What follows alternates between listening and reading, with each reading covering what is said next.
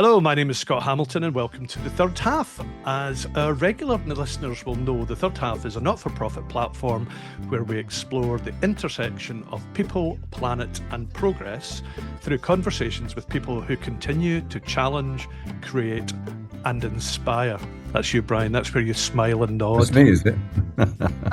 Today I'm delighted to be joined by musician, songwriter and actor Brian Protheroe. Now, some of you may know Brian through his classic 1974 hit Pinball, which others may have heard. Discovered him more recently through Paul Weller's wonderful cover version on his latest album, introducing the song to a whole new generation of listeners more than 50 years after it first written. But what really caught my attention at The Third Half is that Brian isn't spending his time looking backwards. His new album, Still Walking, is his fourth release in as many years and explores the themes of aging, belonging, memory, politics and creativity. At a stage of life while many people might be tempted to slow down, Brian seems as curious, productive and engaged as ever. Brian, it's an absolute pleasure to have you with us. Did you recognise any of what I just said there? Lovely review, thank you. Yes, I do at least some of that. Shall we just close now and say, right, okay, thank you. That was Brian Protheroe. You'll be hearing a lot of him over the next month. So before we get into the album, when somebody asks you what you do these days, what answer do you give them? Is it actor, musician, songwriter, storyteller? Singer-songwriter. It used to be, I used to describe myself, and I mean, I was an actor for since the mid-60s but for over the last 2 years, the acting is sort of gradually winding down. But and therefore, the songwriting has accelerated.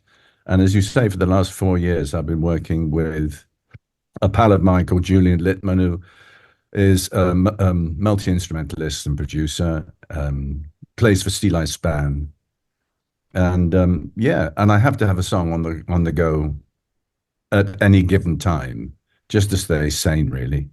Wow, just the one, and see if you finish one. Is it like, okay, but I can see? Can I see a piano behind you there? Is it back to the piano? Yeah. Back to the piano and tinkle out and start again, or do you have two or three on the go and then you just make one or two redundant? Not three. I sometimes have two. At the moment, I've only got I have got one going, but it's the juices won't be flowing properly until this album's out. Do you suffer from that kind of? I was talking to Bruce about this the other week when he was on The Third Half, and he said he is slightly chaotic where, you know, the new album is just about to come out and he said, oh cool, should we just change this or change that? And then people are saying, no, we've got a deadline here, we need to finish. But then he's almost always moved on to the next project as well. That's my grandson. Grandson is also a singer-songwriter and a producer, and he produces amazing work, but he can't finish it. I can hear him late at night in the little recording studio. Something which he may have started 2 months ago, but but he's finally put a single out, and it's on Spotify now. Oh, fantastic! But I tend to think I'm quite lazy, and I tend to want to get things done as quickly as possible. I do tinker after Julian and I have produced something that we like. But I generally don't tinker too much. If I can hear more or less what I initially intended, then I leave it at that. I think that's actually hilarious that you've said I'm quite lazy. A man who's got another album coming out, and you've had whatever four in the past 4 years, and that's over a year. Yeah. A year's work. I mean, I don't do anything else. I go out and have a cup of coffee and do the Sudoku, but then I come back and write another song. And that process of creativity, because again, I'm fascinated when I talk to writers, and I've said to you before we came online there about April DeAngelis and that process of creativity. Do you have do you have moments where you think, oh, actually, I'm really inspired by something that happens? And we'll come on and talk about the new album and Mad Dog in a minute. Is everything situational? Or can you sit down and say, plink, plink, plink, okay, that's a good tune? What? It's a variety of things. Well, you mentioned Mad Dog. Sometimes politics. Writing a song like that makes me stop screaming at the telly for a bit. Um, but generally, it is a chord sequence that if I'm watching YouTube at night and I see something happens, and or my grandson might play me something, or I might just come across when I'm playing the piano, I might come across a random chord sequence. But it's generally something that I've heard. Um, Actually, there's a song on the album.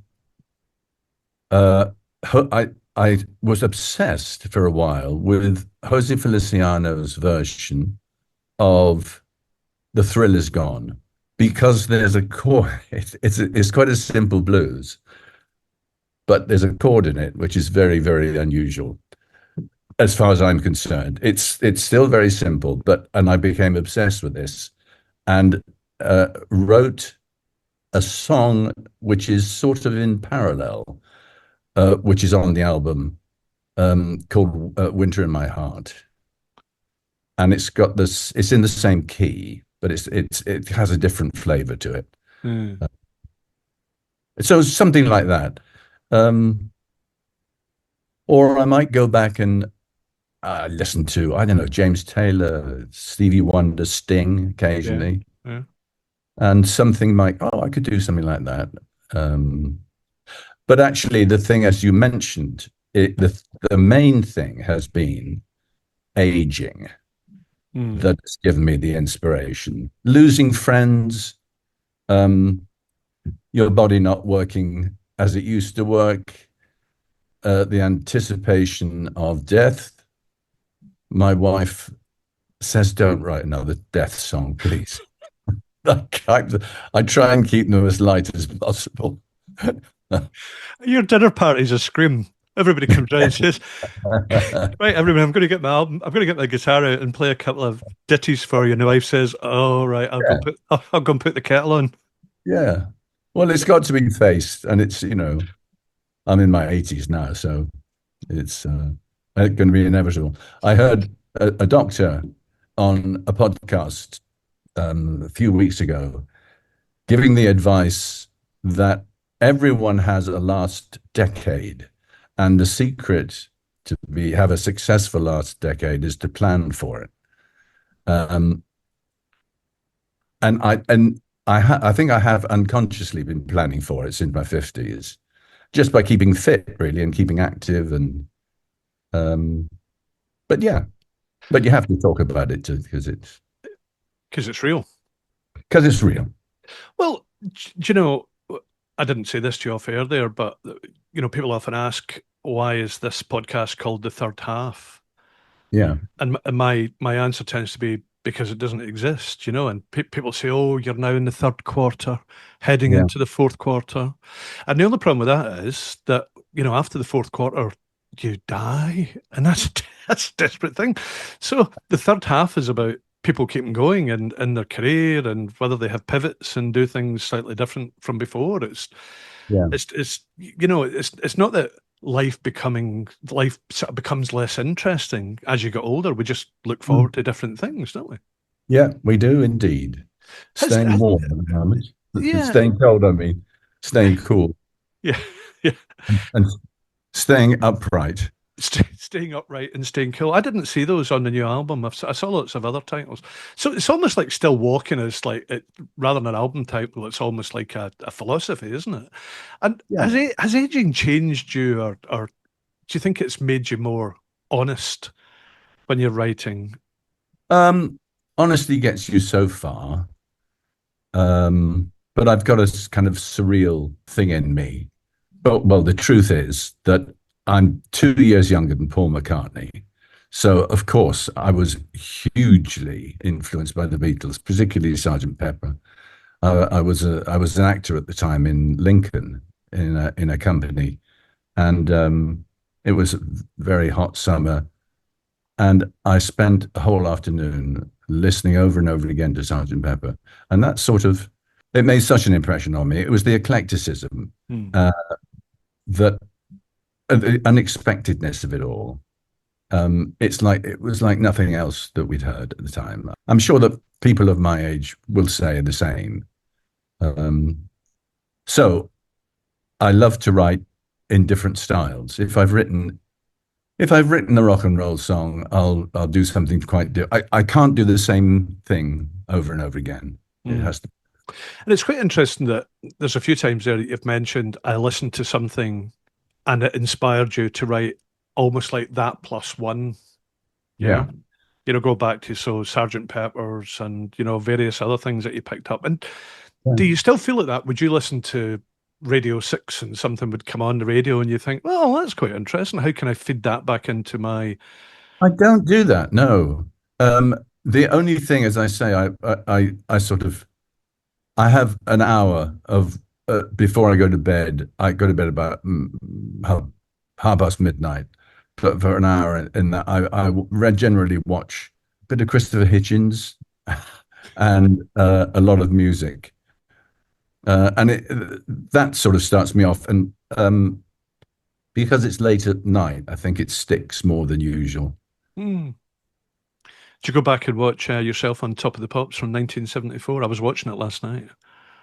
Uh, I have got a copy of it, yes, but Yeah. it was there's a dodgy copy on YouTube, isn't there? There is a It, dodgy copy, yeah.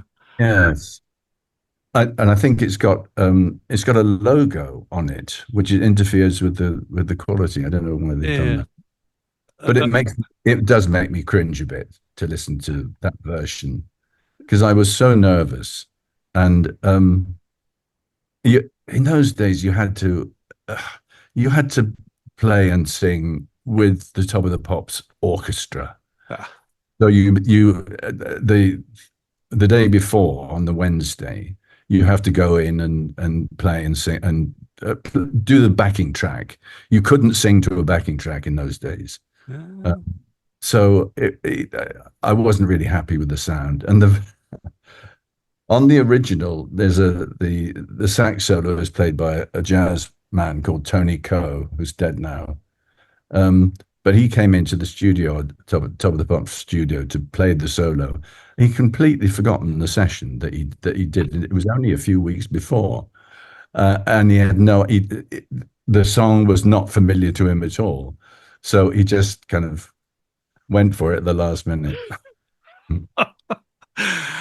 Well, The it other was. thing that the other thing that made me uncomfortable, Noel Edmonds was the DJ, and in rehearsals he came over to me to say, um, "Oh, so Top of the Pops is so bad, it's an art form, is it?" Apparently, I said at some interview I did at the time, and so that made me very self-conscious as well. So it was a horrible experience. That was this was just before you went on to play. What? No, well, it would have been. Yeah, it was. Yes. Have you ever in your career of acting had anything like that where the director comes up and says, Brian, Yeah, probably. act three scene two last night was a bit ropey. Can you tighten up just before you, before you Kind walk of on? similar kind of things. Yeah, yes, I can't. Yes, that occasionally happens. Good directors don't generally do that, No.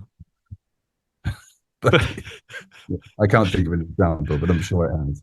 But it was you did I did enjoy watching it even with the logo over the top. Having I think Brazil had just knocked in the third goal, and I had turned it off, and I thought, right, I'll go and watch Brian again on Top of the Pops from '74, and Yeah. just a bit of respite from a terrible football match. Just talking about your grandson playing and stuff like that. How does that work? Are you mentoring? Are you coaching? Are you producing? And do you take any of his music No, and we're work on it? completely different. We work totally differently.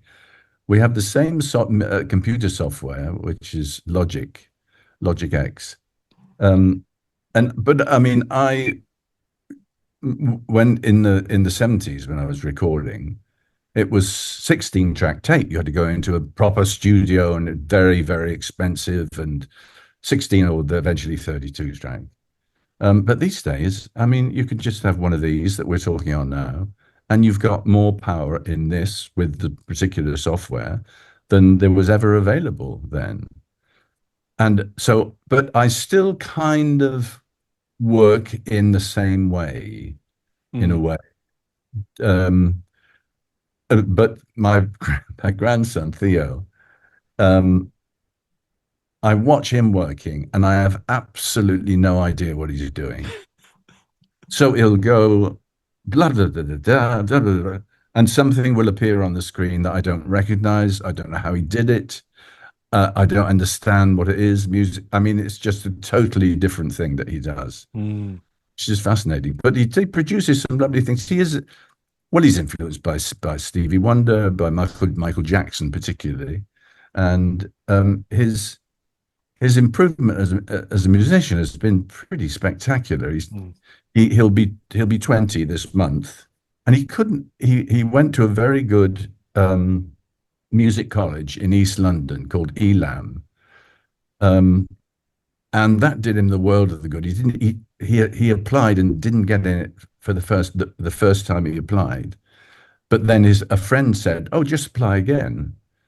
Just do something different, explain," and he got in the second time, and that was the best thing that could have happened to him. Yeah, fantastic. Great. Yeah. Well, if you'd like to come on the third half and chat to me about the other end of his of the music career, and then later in the year we could have you both on. Yeah, well, I'm sure he'd be delighted. He's just released a single on Spotify, so I'm sure he'd love to. Yeah, fantastic. So where do you sit on the whole technology discussion then? I mean, is it a good thing, a bad thing? Is it? I mean, or is it just a different thing? It's a different thing. What my philosophy with music is, if it sounds right, it's right. Doesn't particularly matter how you produce it. I try different things. I try experimenting with things, but I don't go far off simple songwriting. Actually, on the last album, I did do a song called "Coming Up Midnight," which was quite a departure. It was something different, but generally, oh, I don't know. No, as I say, I play something on the piano. If it's a piano song, I record the piano and then gradually layer and add things with Julian Lippmann, and then maybe tweak it a bit. But I love the technology. I started in the 80s with what technology was available then, and it wasn't what it is now. And if you made a mistake and you try, inevitably, if you didn't save every 5 seconds, and the thing would crash and you have to start again. But that's all gone now. It's very, very easy, very forgiving. Everything's very backed up. It's the same like when word processing came out. You know, I've been in technology all my life. You know, if you didn't save things regularly, you would lose that kind of like, you know, a really important document you'd been working on. I'm fascinated by gigging as well. You know, like I was saying, I was out last night at a concert. I still go and see a lot of bands, young and old. It's very different now from what it was before, both in terms of the economics of it, but also just back to this thing about technology. I love the sense of jeopardy that things can go wrong on stage, whether you're acting or singing or doing something, you know. Whereas are we kind of cosseted now and protected by backup, live or otherwise? I have not done much live work. I've done probably in the 70s. I did a couple of concerts with a small band. But the most recent one I didn't really enjoy. I did it with a quite a big, very good band, and I wasn't used to playing with such a big band, and I felt a bit out of my depth. So generally, I avoid playing live. I used to have a barbershop quartet and we used to sing live, but not my music now, no. Yeah. That's quite fascinating as an actor, and I wanted to talk to you a bit about the acting. So you're very comfortable getting on stage and playing a part, but perhaps the live side of it has been less attractive to you over the years of music. It's very different. Acting is very different than playing in a band live. Mm, There's sort of overlap, but when you're in a play as an actor, you're in a particular world, and you've done the work on who you're playing, and you try not to think too much about what you're doing, trying not to be self-conscious, being in the moment with the other actors and so on. mm. But there's some sort of overlap, I suppose. And do acting and songwriting, do they draw on the same part of you inspirationally, when you're creating or performing? No, because music is to do with my inside, Mm, and acting's to do with someone else's inside, which I try and put inside me. mm. And which has come more naturally to you over the years? My both. I've had parallel careers. I started when I first joined the theatre as a young actor. The repertory system, the theatre system um, was everywhere.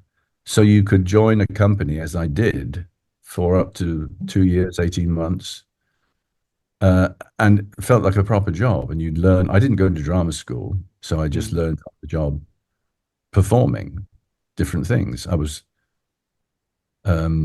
And I suppose I was a character actor. So you have, and particularly when you're in repertory in a company of people playing different, you have to play different types of parts all the time. Mm. And when did the music sort of like start then? Oh, well, that they both things started about the same time, I suppose. Um, Acting started. I had a girlfriend who was in an amateur group in Salisbury, which is my hometown, and she got me into the group, and I got the taste for it there. I had also been doing some acting at school. I mean, pantomimes and various bits and pieces. Then, when I was at technical college, we had an English teacher who got us to perform Twelfth Night, and he gave me the role of Malvolio, and I got a few laughs, and so that sort of kind of stuck with me. Funny enough, a few years ago, I did a production of Twelfth Night.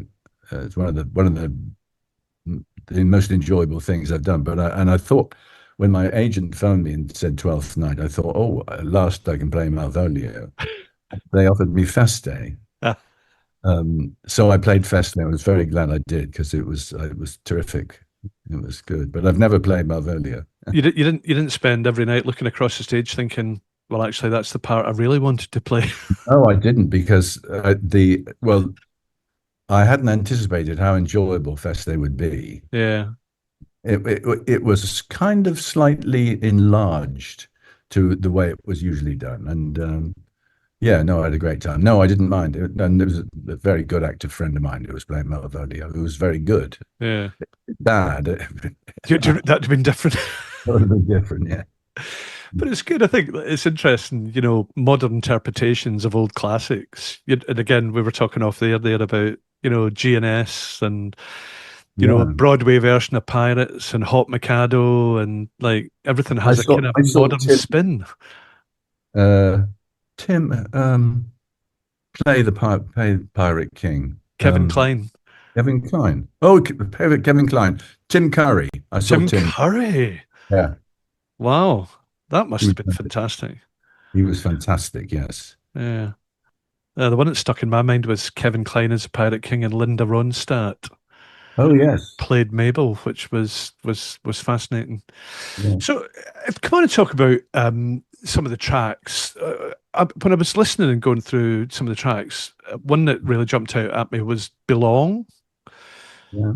Simple word, but I think quite a loaded one these days. People seem to be searching endlessly for belonging, whether it's communities, politics, music, online tribes. Yeah. What does belonging mean to you? What inspired you when you wrote that?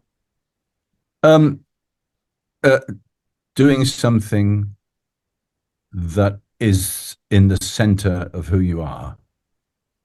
I've had experiences on stage, well, playing Hamlet, definitely. And I played a couple of big American parts. And I've had moments when I've been on stage and playing the part and thinking, this is who I am. This is where I belong, and in this place, doing what I'm doing now. So about 3 or 4 times in my life that happened on stage. When I finish a song, I think it's the best song that I've ever written.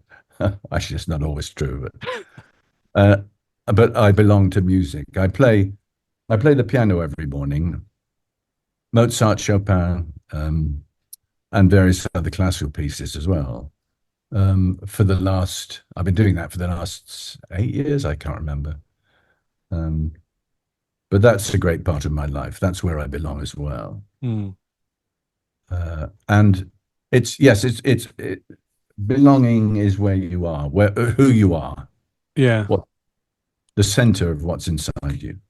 And is that the same in Music Makes Me? You talk Yeah, reflecting on your musical roots. So yeah, yeah. yeah. So rock and roll in the Everleigh and Buddy Holly, I mentioned, and then I was in a folk group. So that was the great rock and roll period, the late 50s, early 60s. And then in the mid 60s, I was in a folk group with two other guys, and we went up to London and played all the folk clubs, and starved, as you do. Met Paul Simon, who was over doing all the clubs at the same time. Um, and then I think the third or fourth verse is about Sergeant Pepper, Mm. Pepper on the radio. So it's those things that have meant the most to me musically. Yeah.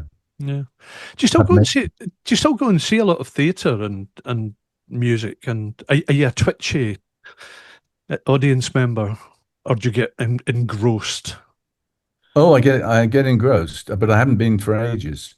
I don't know why. We've got very lazy, and I haven't seen a concert for God knows how many years. Yeah. Oh, except my son's. Yeah. My Not my son, my grandson. Yeah. Um, he did not a little concert. He played in an event where he sang a couple of songs, and that was great. Right. A chip off the old block, right? Or a chip off the old block. Yeah. When I talk about Mad Dog, Yeah. um,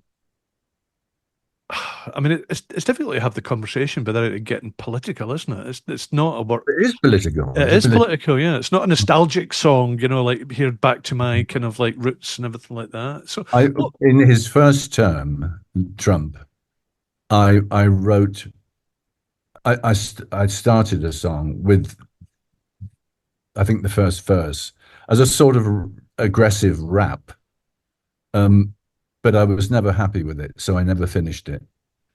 Um, but I had the same feelings then. It's difficult to know how it happened, how he became president. I twice. was twice. I mean, I think my theory is that he will implode, or he'll go too far. But I thought that then, but he seems to go too far every day. It doesn't seem to make any difference. So I had to write something. So it had to be an aggressive thing. So likening him to a mad dog digging up the White House lawn was what occurred to me. Yeah. Yeah. And my mate Julian's a great guitarist, so he helped me with that. Do you think artists have a responsibility to challenge power and provide commentary about such things? Not necessarily. I did it because I couldn't help it. I had to. I just bloody had to write something. And also, Soldier, Soldier, which is a couple of tracks Yeah. later, has got the same thing, the same theme, of course, about other wars at the time. I could only write the Mad Dog about that kind of song about Trump. Yeah. has to be if it's about war generally. It's a bit more, a bit gentler. And I think it will resonate with swathes of people across the country and across the world. Yeah, well, I It's hope like so. it's that I'm kind of unspoken. sure everyone's doing it the slightest bit of good, but there you go. Yeah, well, we shall see. We should probably talk about a little bit about Pinball, released in '74, which is it Yeah, over 50 years ago. And then yeah. Paul Weller sort of like introduced it last year, as I said up front. How did that feel for you? Was that kind of like a wow Oh, great. moment, breaching generations? Very flattering. No, it's lovely. I don't know, he was in his late teens, I think, and so it was nice that he liked it when he was that age and wanted to bring it back. Although I'm not sure he was aware of it at the time. I think I heard the story, come to think of it, that his drummer played it to him and recently and he liked it and decided to do it on his covers album. Mm, So I'm not sure that he was aware of it at the time. Morrissey was a great fan yeah, of, yes. Um, and a couple of other people. yeah. Noel Gallagher. Did I read Noel Gallagher Noel as well? Gallagher, yes, yes. I mean, There's that's quite a mix of contemporary musicians: Paul Weller, Morrissey, Noel Gallagher. yeah, it's lovely. No, I'm still proud of it. Mm. I can't. I listened to Paul's version, and I wasn't sure about it the first time I heard it, but went for a walk and listened to it again, and it grew on me. It's not the kind of version. Uh, I love the sax. I love his. I liked it in the end. A I grower. Is I that what they wish he call it? A played, grower. I wish he played the guitar on it. I think he just got a band to learn it, and then he came in and sang the vocal. I'm not sure that's true, but that's what I heard. Well, it's very interesting. So two things about it. When I listened to it, I thought it went right back to some of Paul Weller's original kind of music, Wildwood, and it really reminded me of some of his early work as a solo artist. Yeah. But the second thing, and the more I listened to it, and I've been listening to both versions over the past few weeks, the imagery in it really resonates, I think, still today Yeah. from before, talking about Monroe and everything. And so, almost every line you can still very much visualize. And maybe that's why it resonates with different generations and It different was a artists. very. I just split up with a girlfriend. I was living I had a room in a house in central London, and I had no money, I had no work. I used to go and play the pinball in the pub around the corner. It all happened, although I don't think cats eat bread. But No, no. um, yeah, but it's all true, and it's how I was feeling. I think the intensity of that time for me is reflected in the song. Um, Hey Jude, you're all right. It's about the Beatles splitting up, obviously.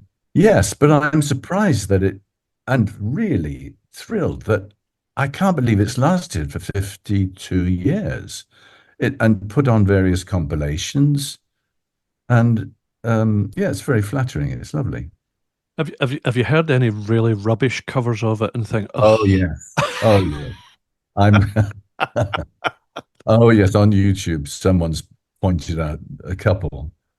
do, do, do you feel like you can either write to people and say, would you mind just taking that down because you're not doing yourself or me any favors, or writing a song about them?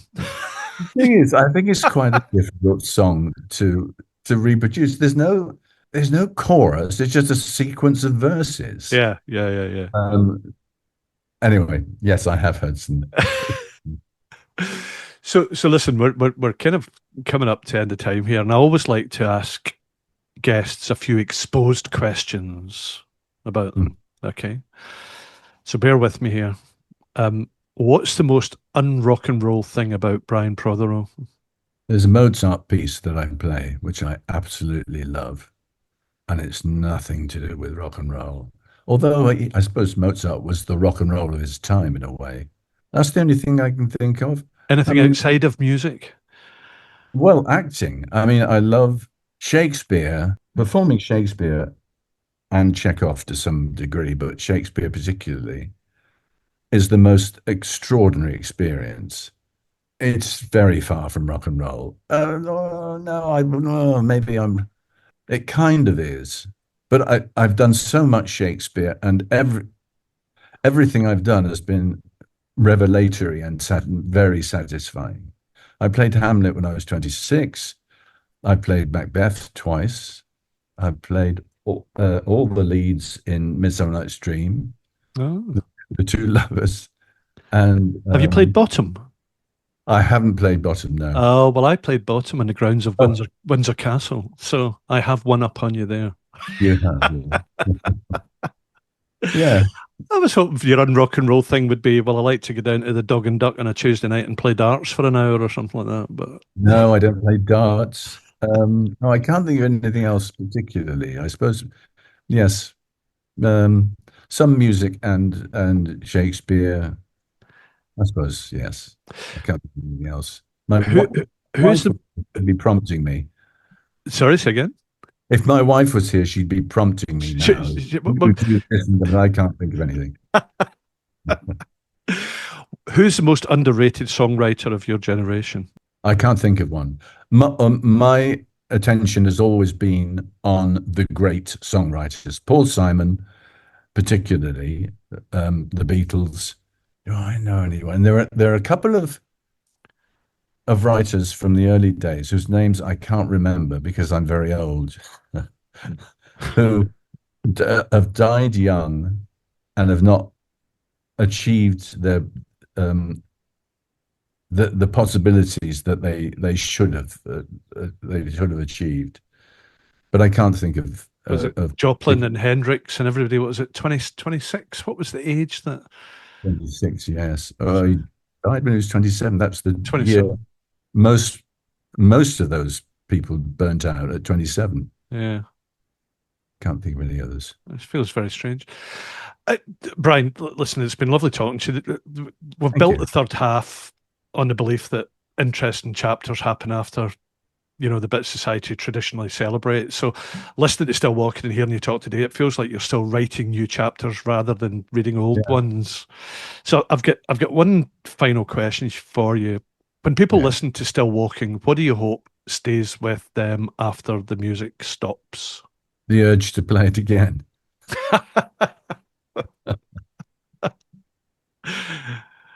That's all. That's lovely. It's no, listening to music is a personal thing. I will never know how the experience that people have listening to Pinball over the years, because I can only have my own memories about it.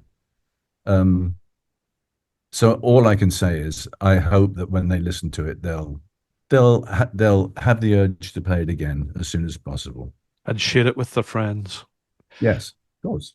Brian, thank you very much for joining us today in the third half. I hope you go and find somewhere cool to sit and cool off on this, whatever it is, 35-degree heat wave what we are having. It's been a pleasure talking to you. And you, mate. Thank you very much. Cheers.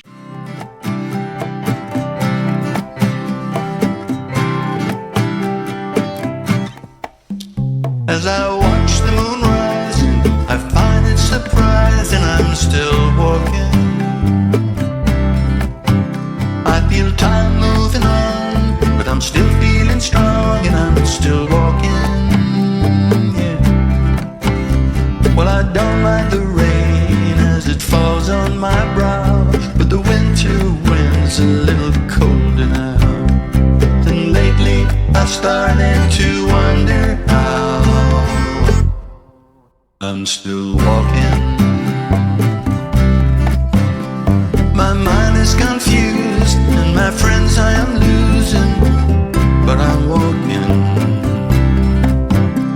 The world is still turning, bridges are burning, and I'm still walking.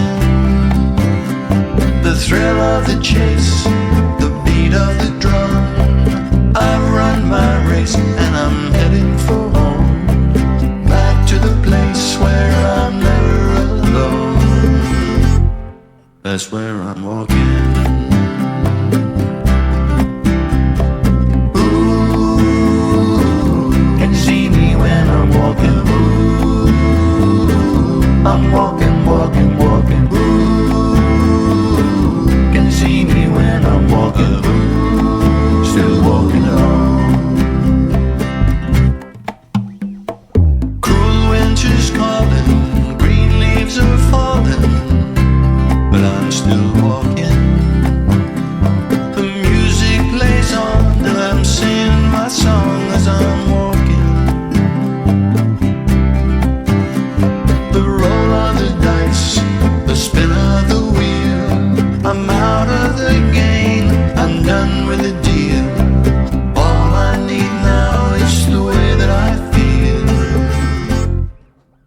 when I'm